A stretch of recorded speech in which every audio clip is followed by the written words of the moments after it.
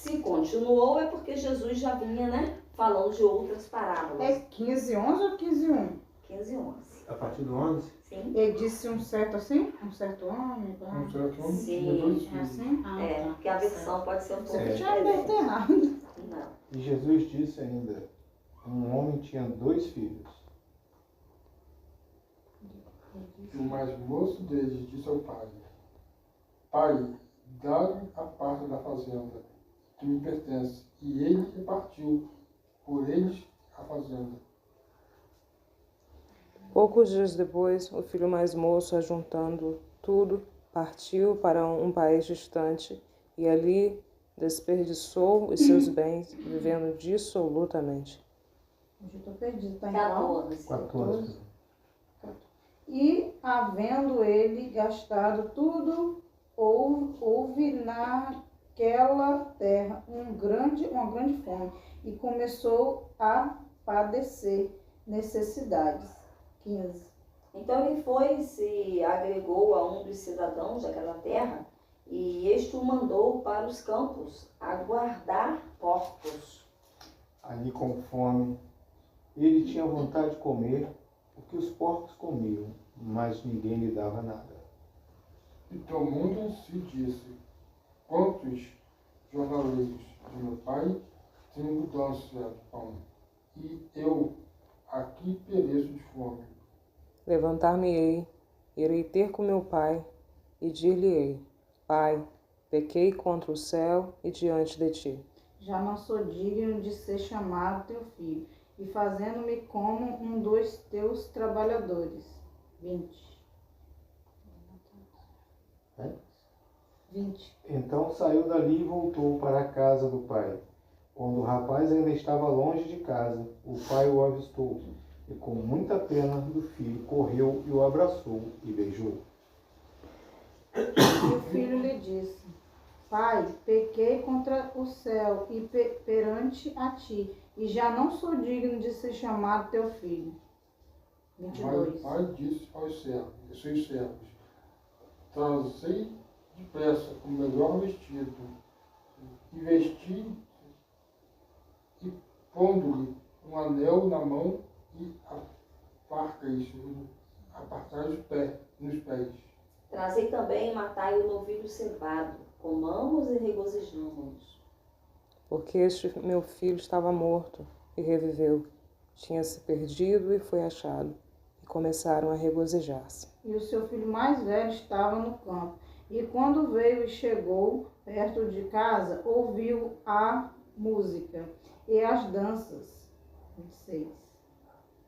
E chamando um dos servos, perguntou-lhes: Que era aquilo? O empregado respondeu: O seu pai, o seu irmão, voltou para casa vivo e com saúde. Por isso seu pai mandou matar o bezerro gordo. Mas ele se indignou e não queria entrar. Saiu, então o pai o instava com ele. Mas respondendo ele, disse ao pai: Eis que te sirvo há tantos anos, sem nunca transgredir o teu mandamento, e nunca me deste um cabrito para alegrar-me com os meus amigos. 30. Vindo, porém, este teu filho, que desperdiçou a tua fazenda com meretrizes, mataste o bezerro cevado. Então o pai respondeu: Meu filho, você está sempre comigo, e tudo que é meu é seu. Era justo, porém, regozijarmos-nos e alegrarmos-nos, porque este teu irmão estava morto e reviveu, tinha se perdido e foi achado. Amém. Deus, estamos diante da palavra do Senhor. Aqui, ó Deus, estamos sobre a cruz de Cristo. Pedimos que, assim como o Senhor falou comigo nessa tarde, que, ó Deus, a palavra do Senhor venha cair no coração dos meus irmãos. Venha cair como bálsamo, como ensinamento e orientação. Que teu Espírito Santo mesmo tome-nos em tuas mãos e fale por nós. É assim que pedimos em nome de Jesus. Amém. Glória a Deus. Queridos, a riqueza desse texto é um texto para a gente levar a madrugada inteira conversando. Eu fiz uns destaques nesse texto para perguntar para os irmãos. Esse é um caso de família? Aparentemente sim, né? Esse é um caso de justiça ou injustiça? Em resposta bem rápida, aparentemente sim ou não? Acho que não. Sim. Até onde eu consigo executar essa justiça? Até onde eu consigo ser justo? O tempo todo, em todas as situações, em algumas ou nunca? Onde estão os seus amigos? Você tem noção das consequências dos seus erros? Você já entendeu o início da sua maturidade com arrependimento? Um pai não esquece de um filho. Indignação. Você já ficou indignado com alguma coisa? Já teve sabedoria para resolver uma situação? Também sim.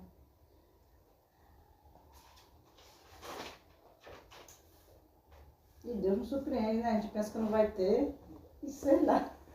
Então, Na hora ali você tá ali indignado, mas ele, sei lá, ele faz de um jeito só dele mesmo. essas perguntas que eu fiz, irmãos, foi só uma introdução para a gente ver que esse contexto foi o que aconteceu e Jesus usou essa parábola para nos preparar para essas coisas que acontecem sempre na nossa família, na nossa sociedade, no nosso trabalho, na nossa casa, coisas que a gente não espera e se depara com ela. E nós nunca estamos prontos para tudo. Mas o fato é que quando Jesus ensinou essa parábola, ele queria ensinar uma coisa muito importante, mas muito importante mesmo. E o que ele queria ensinar é que a gente precisa aprender a renunciar muitas coisas. A renunciar muitas coisas. De início, o Senhor tinha 2 filhos e um achou por bem querer viver a sua vida do seu jeito, que diz o texto. Ele era mais moço e ele então conversou com o pai, tinha posses, e então parece justo, né? Pai, eu quero ir embora daqui, aqui é uma roça, eu não quero ficar morando aqui. Dá para o senhor vender tudo e me dar a minha parte? Até aí, normal, né? Quem não faria isso caso quisesse mudar para uma outra cidade, quisesse casar, quisesse usar o seu dinheiro, né? Que era um direito de filho para fazer algo. O pai já conhecia que esse menino não era muito ajuizado. Com grande temor no coração, o pai não tirou o direito do filho, mas deu a esse filho a oportunidade de amadurecer na dor. De fato, o pai sabia que esse menino ia gastar rapidinho com farras, com bebedices. Por isso que eu perguntei aqui, onde estão seus amigos? Porque o texto fala que ele repartiu tudo, né? O pai repartiu tudo e não deu a parte do filho mais velho. Ele deu só a parte do filho mais novo. Por quê? Porque quem pediu foi o filho mais novo. Então a parte do filho mais velho passou a ser o quê? Tudo que estava ali e tudo que o pai fosse conquistando no decorrer dos dias. Aquele filho já não teria mais direito, porque houve uma partilha, e então a partilha já tinha encerrado para o filho mais novo. Mas para o filho mais velho era igual àquele, e o que mais lhe fosse acrescentado pelo trabalho do pai. O que o filho mais velho também nos fala o texto lá na frente, que também não entendeu. E ele diz então ao pai que ele, né, entregou então a partilha, versículo 13. Passados muitos dias, o filho mais moço, ajuntando tudo, né, o que era seu, partiu E não partiu para perto, não. Foi para uma terra distante. O que é uma terra distante? É uma terra que você não tem domínio dela, você não tem conhecimento, você não sabe os hábitos de vida, você não sabe o custo de benefício econômico, você não sabe nada de uma terra distante. Ele partiu para uma terra distante e lá ele achou naturalmente, né, outros parecidos com ele, filhinhos de papai, se juntaram porque a Bíblia fala que lá dissipou todos os seus bens vivendo dissolutamente. Então dá a entender de que ele não viveu gastando sozinho, pagava para alguém, reunia, fez tudo o que ele queria, realizou o sonho da carne. Realizou o sonho da carne. Mas nós sabemos que dinheiro é uma coisa que vem e vai. Mas nesse momento, esse rapaz não pensou nisso, porque ele não tinha uma maturidade espiritual. Não tinha uma maturidade como pai. Mas o pai não impediu que ele tivesse essa experiência para amadurecer. Isso aqui Jesus está falando por parábola. Permitindo que às vezes a gente vá, gasta todas as nossas energias com coisas que não agradam ao Senhor para ganhar a maturidade. Ou seja, há pessoas que só vêm pela dor. Só vêm quando realmente perde tudo que tem. Vem como mendigos pedir ajuda. Porque já não tem mais o que fazer. Não tem nem amigos mais para confortar. Mas esse rapaz, antes de voltar para o pai, o texto diz que ele, depois de ter consumido tudo, 14, versículo 14, sobreveio àquele país onde ele estava uma grande fome. E ele então já não tinha nada, passou a ter necessidade. Como a fome foi para o país todo, naturalmente seus amigos que tinham alguma coisa também perderam. Aí ele perdeu o dinheiro dele, os amigos também, perdeu a amizade e ficou sozinho no mundo. Tanto é que ele foi se deparar com uma situação muito deselegante, até constrangedora, para a realidade de onde ele saiu. E o versículo 15 fala: então foi e se agregou a um dos cidadãos daquela terra. E então foi pedir emprego, né? E este mandou para o campo, né? Para seus campos, para guardar os porcos. Aquele que tinha empregados para fazer o serviço com os porcos, agora ele mesmo, fora da sua própria parentela, da sua própria casa, vai fazer para os outros. Mas a coisa não ficou só até aí, não. Conta nos versículos 16 que ele estava com muita fome. Ele desejava fartar-se, não é? Algumas versões falam das bolotas. Aqui nessa versão fala aos alfarrobas, que os porcos comiam, porque ninguém lhe dava nada. Se ninguém dava nada, é porque ele chegou na cidade e todo mundo viu como ele viveu. Então faltou nele o testemunho. Esse rapaz não quer nada, é um farrista. Não tem decência. Mas o que eu posso dar para não morrer de fome é que ele tome conta dos porcos. Mas não foi oferecido a ele uma quentinha, um salário. E aí ele começou a se alimentar, não é, para não morrer de fome, da comida dos porcos. Esse é um tópico. Até o versículo 16, a gente para com uma linha de pensamento. Ali houve um rapaz que tinha tudo de bom e que imediatamente perdeu tudo e ainda contrariando seu pai, não levou naturalmente em consideração os conselhos que seu pai deu antes da partilha, porque todo bom pai aconselha, não é? Porque no versículo 17 diante, a gente vai para uma outra situação. Então, caindo em si. O que é cair em si, gente? É quando você cai na real. Né? É quando você, epa, o que eu fiz? O que eu fiz da minha vida? Cadê? Né? Cadê? olha onde eu estou, sujo. Eu estou como um empregado de papai. Estou tão sujo, tão imundo, quanto um empregado de papai, depois de ter tudo do bom e do melhor. Ele caiu em si. E ele fala, quantos trabalhadores de meu pai têm pão com fartura? E o empregado dele não lhe dava nada, muito menos fartura.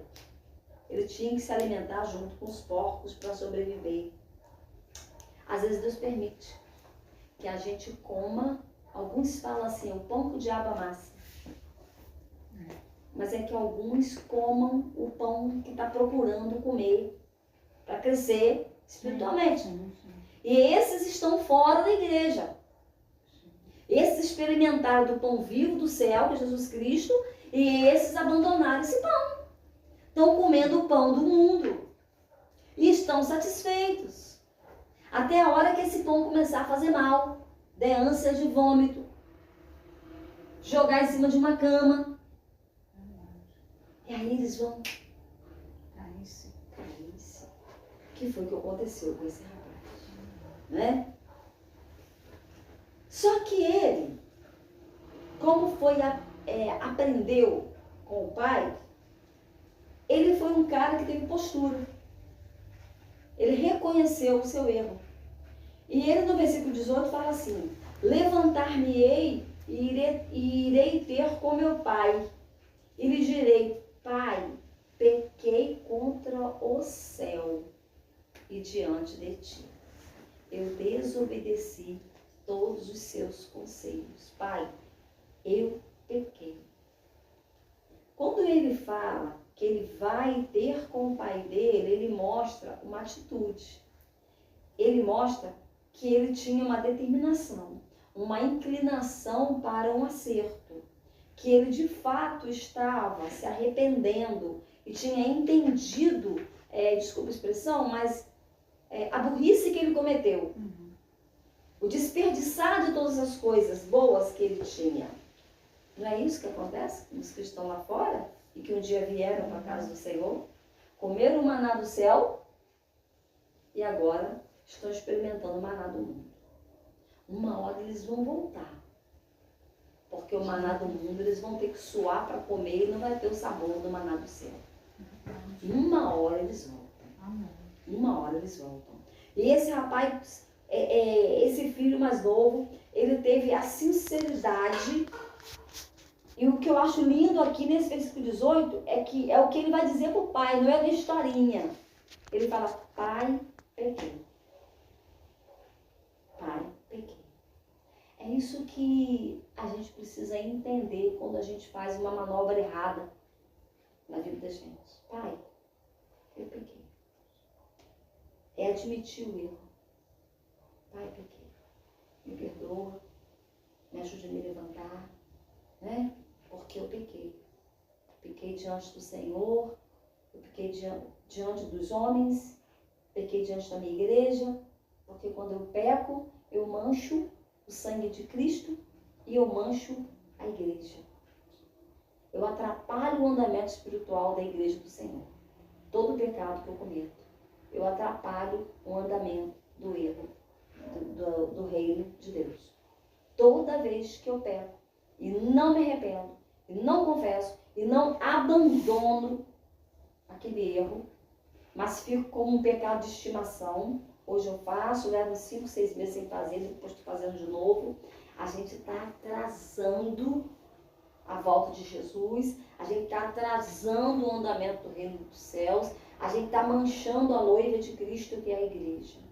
Então é muito sério a gente ser esse instrumento que não tem a maturidade do arrependimento. E pai, pequei contra o céu diante de ti. Ele continua, que é bonito essa expressão dele, que ele se acha indigno de ser chamado de filho. Se não fosse por causa de Jesus, nós não seríamos chamados de filhos de Deus. Nós somos feitos filhos de Deus em Jesus Cristo. Por isso que a oração que o mundo faz, que não coloca em nome de Jesus, não tem validade nenhuma para Deus. A gente fala às vezes até para um ímpio, ora, olha o que a gente faz. Deus vai ouvir sua oração porque Ele é misericordioso. Está errado. Deus não vai ouvir. Ora, em nome de Jesus, arrependido, porque no nome do Filho dele, Ele vai ouvir a sua oração. Então a gente tem que saber orientar as pessoas. E ele se achou indigno e ele estava ali ensaiando e ele estava meditando o que ele dizia para o pai sem saber qual seria a reação do pai, né? O pai poderia aceitar ou não. Já não sou digno de ser chamado teu filho. Então, pai, ó, eu não quero nem que o senhor me trate como filho.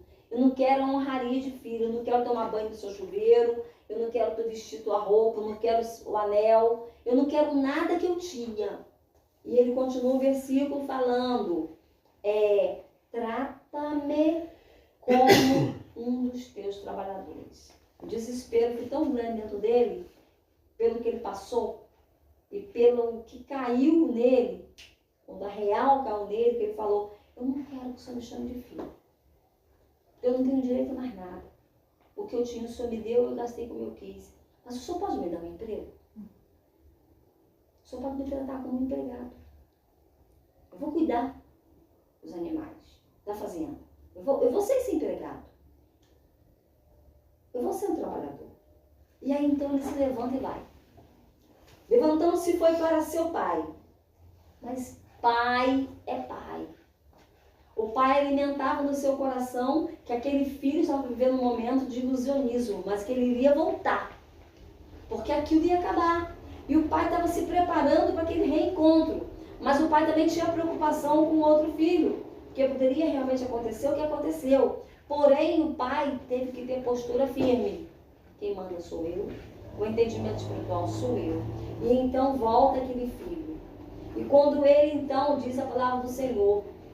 Olha que lindo, versículo 20. E levantando-se foi para o seu pai. Vinha ele ainda de longe. Alguns comentaristas falam que todos os dias aquele pai ficava olhando aquele caminho infinito na esperança do filho voltar. Eu acho que nós, no lugar dele, faríamos a mesma coisa. Todo dia a gente abriria o portão e olharia para aquele infinito, teria até visão. Vem alguém lá? Não vem, é uma sombra. E o pai devia fazer isso todos os dias. Quando ele menos esperar. Exatamente, porque quando de fato, olha, vinha ele ainda longe, quando seu pai o avistou, quando ele botou os olhos naquela imagem lá longe, pelo andar, pelo jeito, o coração dele pulsou, né? Eu imagino que sim. E ele avistou, e olha que coisa espetacular, e compadecido, ele teve compaixão do filho. Ele poderia dar uma bronca no filho, usar palavras, bem feito, Castigar, né? Agora você vai pagar pelo que castigar. fez. Compadecido dele, correndo, o abraçou e o beijou. Imagina vocês como que tá vindo aquele cara. Arrumado, cheiroso, tomado banho, alimentado, com um sorriso de ponta a ponta, ó, abastecido. Pior do que um mendigo, ia se arrastando. E esse fato trouxe compaixão ao pai. Nenhum pai quer ver um filho assim. Nenhum pai quer ver um filho nessa situação. Nenhum pai teria outra atitude que não fosse compaixão. Então o filho vai e fala para ele aquilo que havia dito anteriormente. Pai, pequei contra o céu. Primeira coisa que o filho fala é, pequei contra o céu. Pai, pequei contra o Senhor. Não foi essa expressão que ele usou primeiro. Por que ele falou pequei contra o céu? Porque eu pequei contra tudo que o Senhor me ensinou a respeito de Deus. Eu pequei contra todos os sonhos que o Senhor disse que Deus tinha para a minha vida. Eu pequei contra tudo que Deus escreveu para mim. Eu decidi pegar o dinheiro e andar na contramão de tudo. Então, por isso que ele fala, Pai, pequei contra o céu. E depois ele fala, e diante de ti. Pequei contra Deus. E diante de ti. Já não sou digno de ser chamado teu filho. Aí o pai interrompe e fala, o pai, porém, disse aos seus servos, trazei depressa a melhor roupa. Veste nele. Bota um anel no dedo dele. Bota uma sandália nos pés dele. Mata um novilho cevado, que era um dos melhores novilhos para festas grandiosas. Vamos comer. Vamos nos alegrar. E qual era a causa? Esse meu filho estava morto. Mas quando ele fala que o filho estava morto, ele não estava dizendo que é porque o filho gastou o dinheiro todinho e veio cambaleando, não, ou cambateando, não. Ele está falando que o filho estava morto nos planos de Deus. Espiritualmente falando. Exato. Esse meu filho estava morto, perdido. E pela palavra que ele disse, Pai, pequei contra o céu, ele reviveu. Ele reviveu. E então começaram, né, os preparativos. E aí foi aquela alegria toda, muito beijo, muito abraço, muito carinho. E aí vem a terceira parte do texto.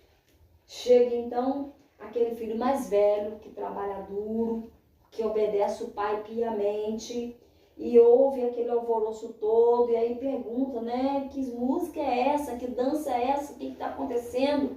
E aí um dos empregados, né, perguntou a eles, e ele explicou, ó, veio o teu irmão, e o pai mandou matar o filho cevado, porque o recuperou com saúde. Com saúde, tanto física quanto espiritual. E então o versículo 28 vai tratar agora da indignação do irmão.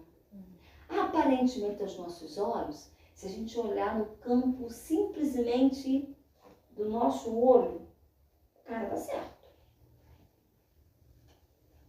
Mas como no reino de Deus a gente não pode olhar com os nossos olhos? Né? No reino de Deus a gente tem que olhar com os olhos do Senhor, com a mente de Deus. Ele ficou tão irritado, se indignou, não queria entrar, e o pai foi então falar com ele. E aí ele descascou, né, o pai, né, achou injusto. Mas ele respondeu ao seu filho, ó pai, há 30 anos que eu te sirvo, nunca transgredi uma ordem tua. Ou seja, eu sempre te obedeci. Mas quem disse que quando ele fala isso para o pai e cobra que o pai nunca deu um cabrito para ele se alegrar com os amigos, ele demonstra o amor pelo pai? Quem disse? Pelo irmão. Faltava nele. Ele estava seco por dentro. Ele tinha obediência ao pai, mas talvez obedecesse simplesmente por obedecer. Mas faltava não. Não tinha alegria em obedecer, não tinha amor em obedecer. Era uma pessoa amargurada. Talvez fosse trabalhar murmurando o caminho inteiro. De novo, vou ter que fazer isso. Mas estava ali, obedecendo o pai. Ele não considerou sentimento. Não considerou sentimento nenhum. E o pai, então, nem entendeu. Né? E aí o versículo 30 fala assim, vindo, porém, esse teu filho, não meu irmão. Olha a dureza de coração, olha a falta de amor. Vindo esse teu filho, acusando, dedo de acusação, teu. Não é nada meu não, tá? O teu filho. Vindo, porém, esse teu filho, aí joga de novo, que desperdiçou os teus bens com meretrizes, né, mulher da vida, tu mandaste matar um novilho cevado. Aquele que é preparado para festas de muita alegria? Então lhe respondeu o pai: meu filho, tu sempre está comigo, tudo que é meu, teu. Porque o irmão já tinha recebido a herança, tudo era dele. Entretanto, era preciso que nos regozijássemos e nos alegrássemos. E ele dá a causa mais nobre do texto, porque esse teu irmão, ele fala, é teu irmão, estava morto e reviveu, estava perdido e foi achado. Estava morto espiritualmente. O pai não estava nem falando de questão financeira. Estava perdido no mundo e foi achado.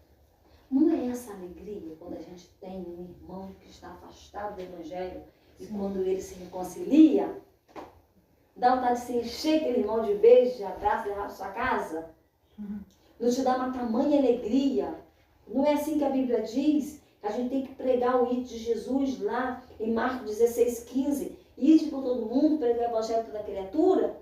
Porque a gente vai achar esses irmãos que estão lá do outro lado, perdidos, sem saber que estão perdidos. Porque tudo para eles é normal, é natural. É igual a sensação que eu tive quando foi evangelizado, né, com a blusinha amarela.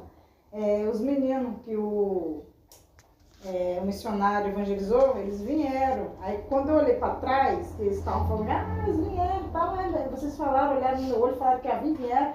Aí eu olhei para trás, eu visitante, você me deu uma alegria, comecei a chorar. Porque eu sou chorona, eu sou muito chorando, eu choro por alegria e por felicidade, por tristeza e alegria. Eu sou muito chorona, eu choro nas duas situações. Aí eu comecei a olhei assim, nossa, encheu meu olho de lágrimas, uma felicidade por dentro tão grande. Pois é. Eu falei assim, gente, que bom, que bênção, meu Deus do céu. Tiveram a oportunidade, Fabiana, de ouvir toda a palavra de Deus. Sim. A nossa responsabilidade é orar por eles. Sim. Porque eles têm o direito e o dever de tomar decisão. Sim. De Livre-arbítrio, retornar. né? Eles têm livre-arbítrio. Exatamente. Mas eles tiveram a oportunidade de aceitar a Jesus. Sim. Duas oportunidades. A primeira como missionário e equipe e a segunda no E culto. se quiser, né, a escola está aberta, pode voltar. Foi Continua dito, né, aberto. os dias do culto, tudo certinho, então. Exatamente. É isso aí. Então, meus queridos, o que lição que a gente tira da nossa vida hoje? Que às vezes a gente está no meio da igreja, mas não está. Às vezes a gente quer criticar e pesar o nosso senso de justiça sobre o irmão mais velho, que serviu o pai, e às vezes nós somos um deles. Porque às vezes quando aquele que está perdido vem, a gente quer jogar no banco, não deixa fazer nada, vamos ver se de fato ele voltou arrependido. A gente não abraça, a gente se afasta, não é?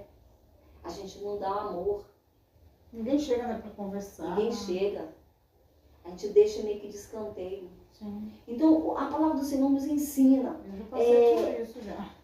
De me jogar no canto e ninguém veio falar nada. E porque eu tava ali. Ai, meu Deus. Mas tudo eu entreguei na mão de Deus. Eu nunca perguntei a Deus por quê e nem julguei ninguém, não. Eu vivi só. Então essa parábola do filho pródigo é uma comparação para Jesus nos ensinar. Você não tem o direito de julgar. Sim. Você não sabe fazer peso e medida, que essa balança é minha. Você tem que amar e ajudar. Você tem que puxar do mundo para dentro do reino de Deus. Você não pode ser um instrumento para colocar para fora. Você tem que inserir. E aí vem uma pessoa que tem uma filosofia totalmente diferente da nossa. E aqui na casa do Senhor, às vezes a gente quer conversar, quer discutir. Não percam tempo. Eles precisam ouvir a Bíblia. Não é? Eu ouvi a palavra, conhecereis a verdade e a verdade vos libertará. Então, quando eu fiz essas perguntas aqui aos irmãos, é um caso de família? Sim, é um caso da família nossa, cristã, do reino de Deus. Nós somos a família de Deus. Deus conta comigo, conta com você, para ordenar esse mundo. Nós somos o sal e a luz do mundo, né? Sal da terra e luz do mundo. Se a gente não souber equilibrar o sal, vamos salgar. Ou vamos deixar tudo destemperado. Se a gente também viver como uma lamparina que dá o vento sul e quase que apaga a gente também não vai ter muita validade nesse mundo, não. Então a gente tem que ser uma chama viva. E aí, quando fala nisso, não importa as circunstâncias. A gente tem que estar de pé. Por causa do Senhor. A gente tem que se manter de pé. E saber que a herança, essa herança que Jesus explica e que foi dividida entre os dois irmãos, a nossa inteira. A nossa intacta. Ladrão não rouba. Traça não vai roer.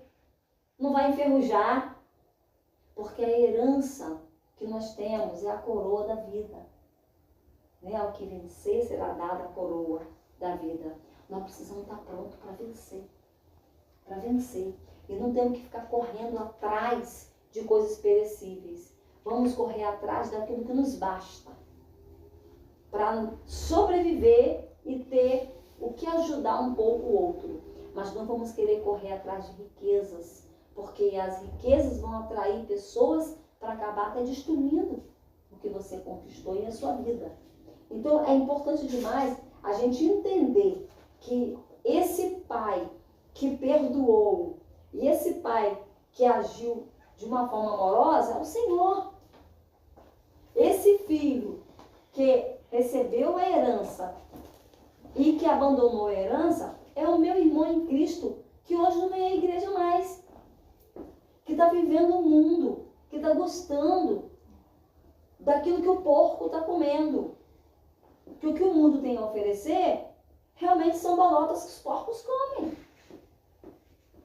A palavra de Deus fala que se a pessoa não está convertida, você dá um banho nela, ela não se converte, ela fica um doente e daqui a pouco ela volta para o chiqueiro, suja tudo de novo. Não houve conversão. Então nós temos irmãos assim, que estão vivendo do chiqueiro do mundo. E a nossa função de igreja, porque nós somos uma igreja, e a função de filho de Deus é resgatar esses irmãos. Pedindo a Deus que nos dê as possibilidades. É com oração, é com abraço, é com amor, é com mensagem, é com afeto. É quando vim fazer festa porque veio. Estou feliz porque você veio.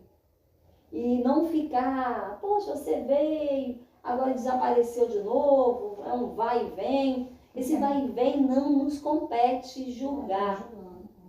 A gente tem que amar incondicionalmente, como esse pai falou. Ele, poxa, eu estou vendo, ele está vindo, que bênção que ele está vindo. Vou fazer a festa para ele porque está vindo. Não é? Vou fazer a festa porque ele está vindo. Que o Senhor nos ajude a amar. Há muita falta de amor no povo de Deus. E há muito amor falso. O amor é só com tudo também. Um irmão passou a ter um problema, a gente ama menos. A gente tem medida de amor. Se afasta. Né? O irmão deixou de vir à igreja, a gente passa também, não olha não. Olha lá, ó.